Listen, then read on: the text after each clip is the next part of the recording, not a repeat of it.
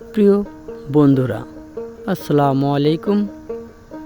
আশা করি আপনারা সবাই ভালো আছেন, সুস্থ আছেন এবং দোয়া করি আপনারা সুস্থ থাকেন, ভালো থাকেন আর সর্বদা নিজের খেয়াল রাখবেন, নিজের পরিবারদেরকেও খেয়াল রাখবেন। আমি যেন আপনাদের মাঝে নতুন নতুন ভিডিও নিয়ে আসতে পারি, সেই জন্য দোয়া রাখবেন। আমার চ্যানেলে যারা নতুন আছেন প্লিজ সাবস্ক্রাইব করে যাবেন। আজকের ভিডিওতে দেখাবো কিভাবে কৃষক ভাইরা ফসল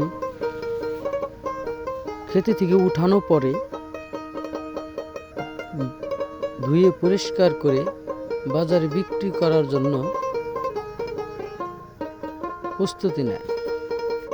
আমরা সবাই জানি কৃষক ভাইরা অনেক পরিশ্রমী। তাদের পরিশ্রমের ফলে আমরা নিত্য নতুন ফসল, শাকসবজি এবং খেতে পারি। আজকে কৃষক ভাই রসুন ধুয়ে বাজারে নেবে।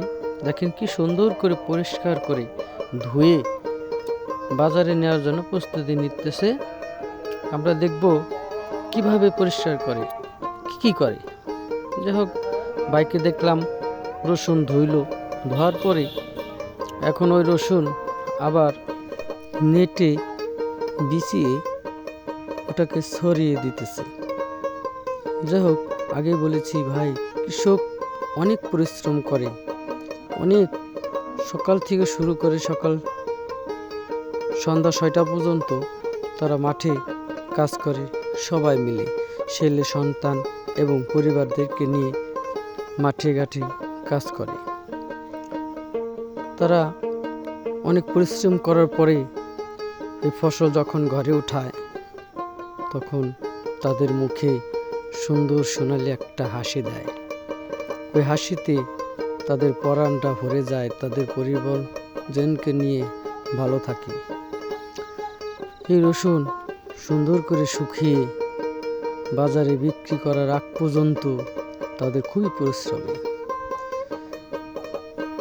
তাদের মেয়ে, ছেলে এবং পরিজনকে নিয়ে যখন সকাল 6টার সময়, শীতের সময় পানিতে কি পরিশ্রমটা করে বলার মতো নয়। অনেকেই 6টার সময় ঘুমেতে ওঠেন না, আর কৃষক ভাইরা সকাল বেলা উঠতে চলে যায় মাঠে ফসল কিভাবে বৃদ্ধি করে বাজারে বিক্রি করা যায়। যখন ধোয়াটা হয়ে যায় রোদ্রের মধ্যে, ওই রসুনগুলি সুন্দর করে শুকিয়ে পানির ঝর্ণা দিয়ে শুকিয়ে